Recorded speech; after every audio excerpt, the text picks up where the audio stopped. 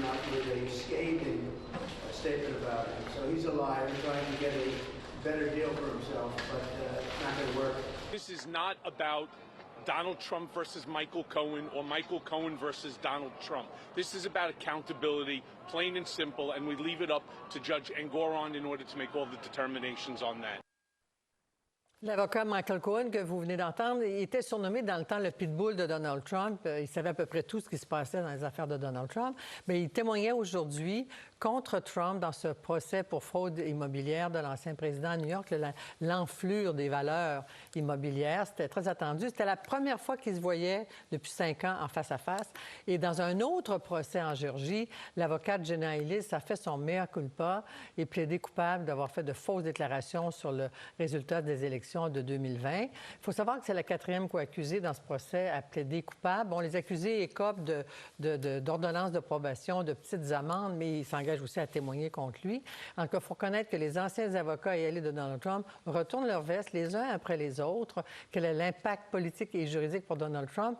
J'en parle avec Olivier Piton, avocat en droit civil aux États-Unis. Bonsoir, M. Piton. Bienvenue à 24/60. Bonsoir. Alors, Michael Cohen a dit aussi en entrant au palais que Trump est un felon, est un bandit, en fait. L'importance du témoignage de Michael Cohen, qui a déjà fait de la prison, lui, pour avoir menti au Congrès, est-ce qu'il a encore de la crédibilité contre Trump?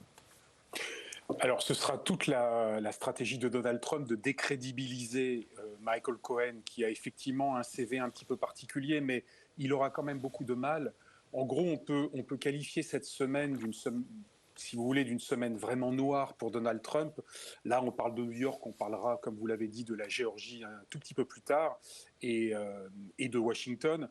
Sur New York, Michael Cohen, c'est vraiment l'avocat qui a permis à Donald Trump, entre guillemets, de pouvoir surévaluer ses actifs. C'est vraiment celui qui a permis à la Trump Foundation de véritablement bâtir l'empire immobilier en faveur de Donald Trump. On dit qu'il aurait surévalué les actifs aux alentours de 800 millions jusqu'à plus de 2 milliards de dollars, donc c'est énorme.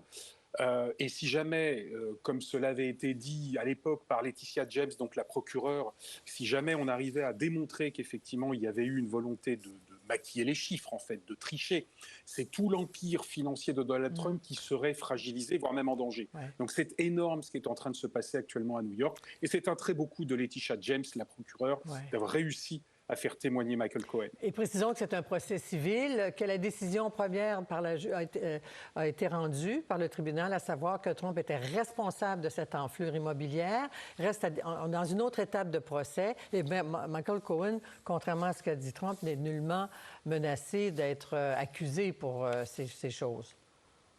Absolument, absolument. De toute façon, ce qui est en jeu ici, c'est le trésor de guerre de Donald Trump. C'est moins Donald Trump lui-même, c'est le trésor de guerre. C'est-à-dire que si l'empire financier de Donald Trump s'effondre, c'est toute la machine politico-économico-judiciaire de Donald Trump derrière qui ne peut pas tenir. Puis il faut payer les avocats, il faut continuer à vivre. Donc c'est énorme, c'est vraiment le nerf de la guerre qui est en jeu. En tout cas, il avait, M. Trump, la mine particulièrement sombre ce matin dans la salle de la cour à New York. Allons donc en Géorgie. Jenna Ellis, qui pleurait presque en plaidant coupable aujourd'hui, troisième avocate, qui disait avoir cru que l'élection avait été volée. Et après Chesbrough et Sidney Powell, 3 avocats qui reconnaissent leur culpabilité. Donc, on peut déduire qu'ils reconnaissent qu'un crime a été commis là, en Géorgie. Oui, c'est le deuxième volet de la très mauvaise semaine pour Donald Trump et c'est encore l'œuvre d'une procureure, Fannie Willis, là en l'occurrence en Géorgie, qui a réussi à retourner, ou du moins à obtenir une sorte d'accord, le fameux plea deal, avec 4 des 19 prévenus, et pas des moindres, qui ont accepté de témoigner contre Donald Trump. Et en particulier, vous avez effectivement parlé de Jenna Ellis. Jenna Ellis, c'était vraiment le cœur c'était l'avocate qui était vraiment au cœur du dispositif, d'après l'accusation, qui visait à modifier le résultat en Géorgie en faveur de Donald Trump. Donc ce qui se trouve derrière le témoignage, si vous voulez, de l'avocate Jenna Ellis, c'est Rudy Giuliani. C'est le premier des avocats, l'ancien maire de New York, le premier des avocats de Donald Trump.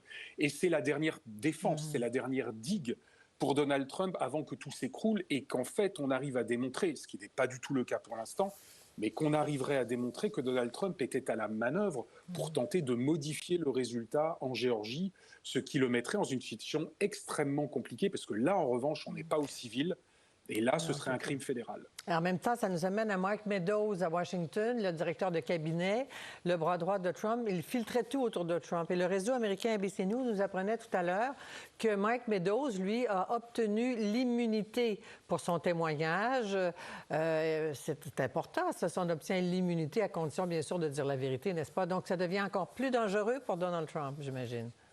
Alors là, c'est le troisième volet et la troisième mauvaise nouvelle pour Donald Trump.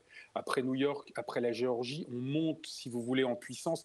Là, c'est vraiment l'œuvre du procureur Jack Smith qui a réussi à donner l'immunité à Mark Meadows. Mark Meadows, c'était qui? C'était le chef de cabinet de Donald Trump à la Maison-Blanche. C'était donc l'une des personnalités politico-administratives la plus proche de Donald Trump. Cette immunité signifie quoi? Ça signifie qu'il n'aura aucune charge retenue contre lui, même s'il est déclaré coupable, à partir du moment où il accepte de témoigner à charge contre Donald Trump. Et là, ce qui est en jeu, c'est de savoir si oui ou non Donald Trump était à l'instigation des événements du 6 janvier au Capitole. Donc on est encore très loin du compte final, mais si vous voulez, ce qu'il faut retenir, 3 mauvaises nouvelles dans 3 dossiers extrêmement brûlants pour Donald Trump. En même temps, il essaye de diluer au maximum le temps, de faire en sorte que ses avocats reculent, retardent le moment des procès pour qu'on entre dans la campagne électorale et qu'un procès devienne beaucoup plus compliqué. Donc il est dans cette logique-là. Et surtout, ce qui est important, c'est qu'il essaye à chaque fois de déposer des requêtes qui ont le potentiel d'être tranchées par la Cour suprême des États-Unis. C'est ça la grande stratégie de défense de Donald Trump. Et qu'est-ce que ça signifie? Ça signifie que derrière, il espère un jugement, une décision en sa faveur de la Cour suprême. Il est vraiment actuellement dans les derniers, si vous voulez, dans les grosses difficultés, et il compte évidemment sur la Cour suprême pour l'aider à se sortir de ce mauvais pas. Premièrement, et deuxièmement, reculer au maximum la date des procès. C'est actuellement sa défense. En tout cas, il est pris en étau là-dedans. Maître Piton, merci beaucoup. Au revoir. Merci à vous. Merci. Au revoir.